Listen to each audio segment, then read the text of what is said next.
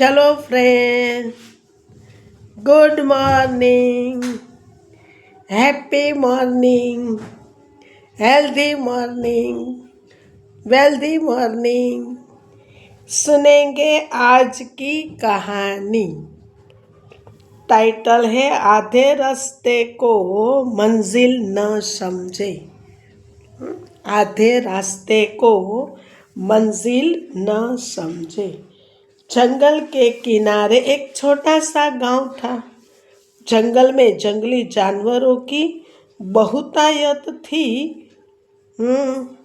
इसीलिए गांव के लोगों को पेड़ पर चढ़ने का ज्ञान होना अति आवश्यक था, ताकि जंगली जानवरों से सामना होने पर वे पेड़ पर चढ़कर अपनी जान बचा सकें। जो लोग जंगल में लकड़ियाँ काटने जाते थे, उनके जंगली जानवरों से दो चार होने की अधिक संभावना थी। इसलिए वे लोग पेड़ पर चढ़ना अवश्य सीखते थे। उस गांव में एक बुजुर्ग सज्जन रहा करते थे।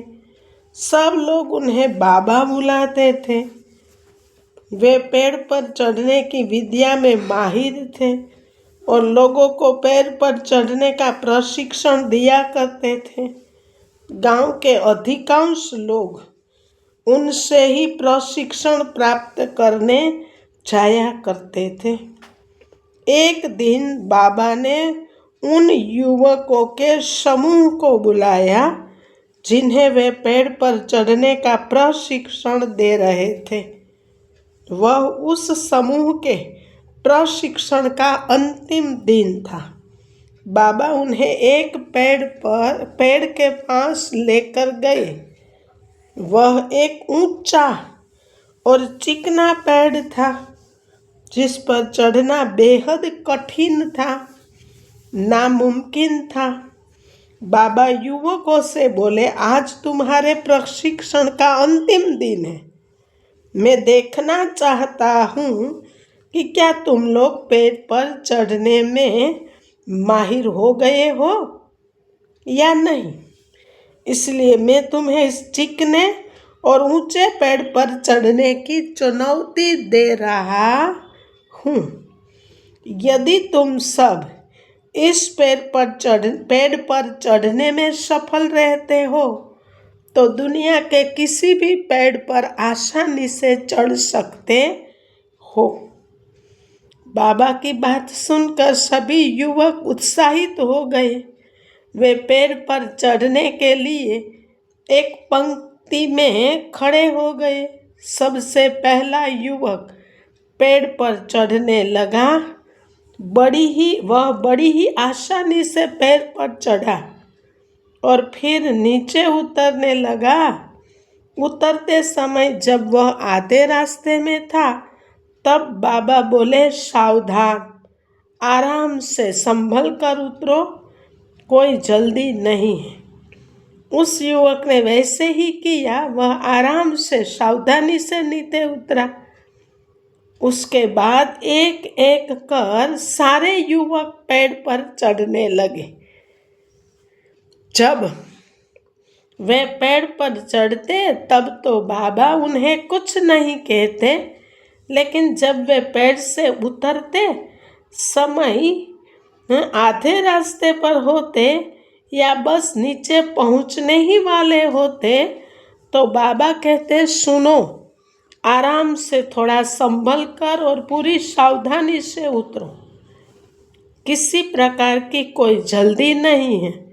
सभी युवकों ने बाबा की बात मानी और पेड़ पर चढ़कर नीचे उतरने में सफल हुए। सब बड़े खुश थे, लेकिन एक बात उन्हें खटक रही थी, और वह यह थी कि बाबा ने उन्हें पेड़ से उतरते समय ही सावधान रहने को क्यों कहा, पेड़ पर चढ़ते समय क्यों नहीं कहा। उन्होंने बाबा से ही पूछ लिया, बाबा, इस पेड़ की सबसे ऊपरी शाखा पर चढ़ना सबसे कठिन था। लेकिन आपने उस पर चढ़ते समय हमें संभल कर रहने नहीं कहा। लेकिन पेड़ से उतरते समय जब जमीन तक की दूरी बहुत कम रह गई थी, तब आपने हमें संभल कर और सावधान रहने को कहा। ऐसा क्यों? बाबा बोले, देखो, पेड़ की सबसे ऊपरी शाखा पर चढ़ना बहुत कठिन है।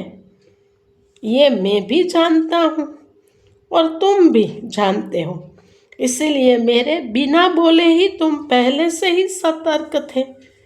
ऐसा हर किसी ने के साथ होता है। कोई कार्य प्रारंभ में सब सतर्कता से ही आगे बढ़ते हैं, किंतु सतर्कता और सावधानी में चूक तब होती है जब हम मंजिल के समीप होते हैं।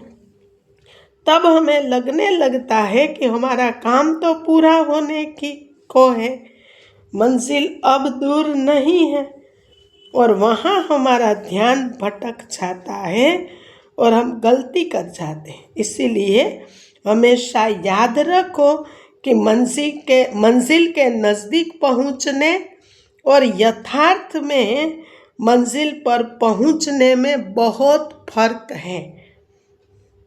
युवकों को बाबा की इस बात से जीवन की एक बहुत बड़ी सीख प्राप्त हुई। हमारे जीवन में भी ऐसा कई बार होता है कि किसी काम को पूरा करने के कगार पर होते भी हम उसे पूरा नहीं कर पाते। अंतिम क्षणों में कुछ गड़बड़ हो जाती है और हम पछताते रह जाते हैं। अंतिम क्षणों की जरा सी असावधानी से हमारा पूरा काम बिगाड़ देती है। ऐसा इसीलिए होता है क्योंकि मंजिल के करीब पहुंचकर हम अपना धैर्य खो देते हैं। धैर्य खो देने के कारण ही हमसे चूक हो जाती है। इसीलिए जब तक मंजिल तक न पहुँचे, धैर्य बनाकर रखें। कार्य के प्रारंभ में जितना धैर्य और सावधानी आवश्यक है, उतना ही कार्य की समाप्ति तक भी सावधानी और धैर्य आवश्यक है। इसलिए कार्य पूर्ण होने तक धैर्य न खोए, उतने ही सावधान रहे जितने प्रारंभ में। कहीं धैर्य खो देना लक्ष्य को खो देने का कारण न बन जाए। अच्छा दोस्तों, अगर ये कहानी आपको अच्छी लगी हो तो अपने परिवार के सदस्यों को, फ्रेंड सर्कल को शेयर करना, लाइक करना, एक प्यारी सी मीठी सी कमेंट ज़रूर करना, और अगर कोई प्रश्न है तो वो भी कमेंट बॉक्स में ज़रूर लिखना जी, हम उत्तर देंगे। और नए हैं तो चैनल को सब्सक्राइब ज़रूर करना जी। धन्यवाद। ओके, ओम शांति।